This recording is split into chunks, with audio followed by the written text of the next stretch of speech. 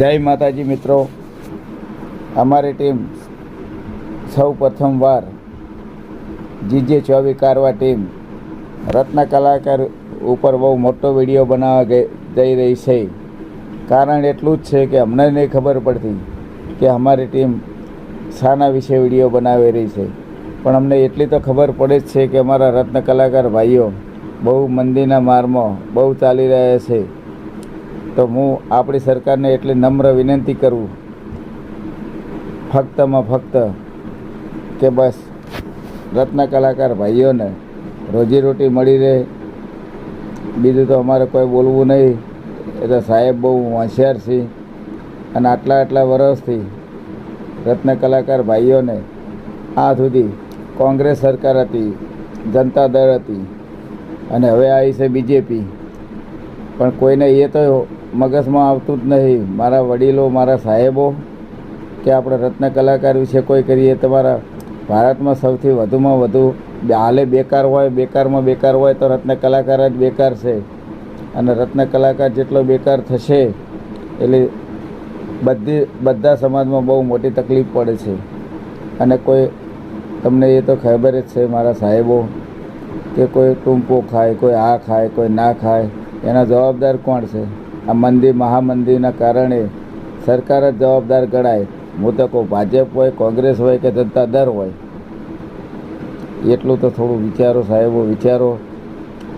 અને એક રત્ન કલાકાર મોટામાં મોટી છે ભારતમાં, મુંબઈથી સુરત અને હવે તો રાજસ્થાન, બધે રત્ન કલાકારના ધંધા થઈ ગયા છે. ખાલી ફક્ત અમે તો એટલું ના કહીએ, અમારે તો એટલું જ કહેવું છે કે બસ અમારી રોજીરોટી જળવાઈ રહે. અને બસ અમારી વિનંતી તમે દિલ્હી સુધી વાપરો, એટલું અમારે તો નમ્ર વિનંતી છે બસ. અને હાલ કોઈ પણ રત્ન કલાકારના સાહેબો તમે પૂછી જુઓ કે તમે વોટ માગવા આવો છો તો કોઈ રત્ન કલાકારે આજ સુધી તમને એ નહીં કીધું કે તમે કયા ભાજપના છો, કોંગ્રેસના છો કે જનતા દળના છો કે આમ આદમી પાર્ટીના છો. આમ આદમી પાર્ટી એ હોય કે ગમે તે હોય, બસ જે સરકાર હવે રત્ન કલાકારની સહાય આપશે અમે એના જ થઈશું. 3 વર્ષ સુધી માર ખાઈ રહ્યા છીએ, અમારા રોજીરોટી નથી, બહુ તકલીફ છે.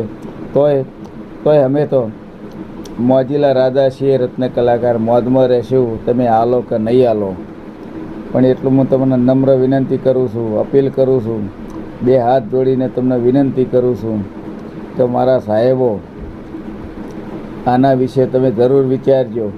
અને મારી વાત ઠેર વડાપ્રધાન સુધી પહોંચે તો જરૂર પહોંચાડજો. અને હું એક ગુજરાતી છું, મારા વડીલ, મારા મહાન નેતા મોદી સાહેબે પણ ગુજરાતી છે. અને બીજું તો મારે શું કહેવું? બસ એક રત્ન કલાકાર તમને નમ્ર વિનંતી અપીલ કરે છે. જય માતાજી, જય ગરવી ગુજરાત.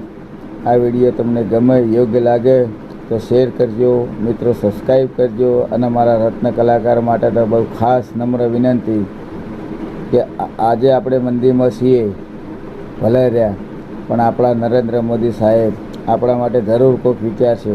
જય હિન્દ, જય ભારત. આ મારું 500 પાટણ.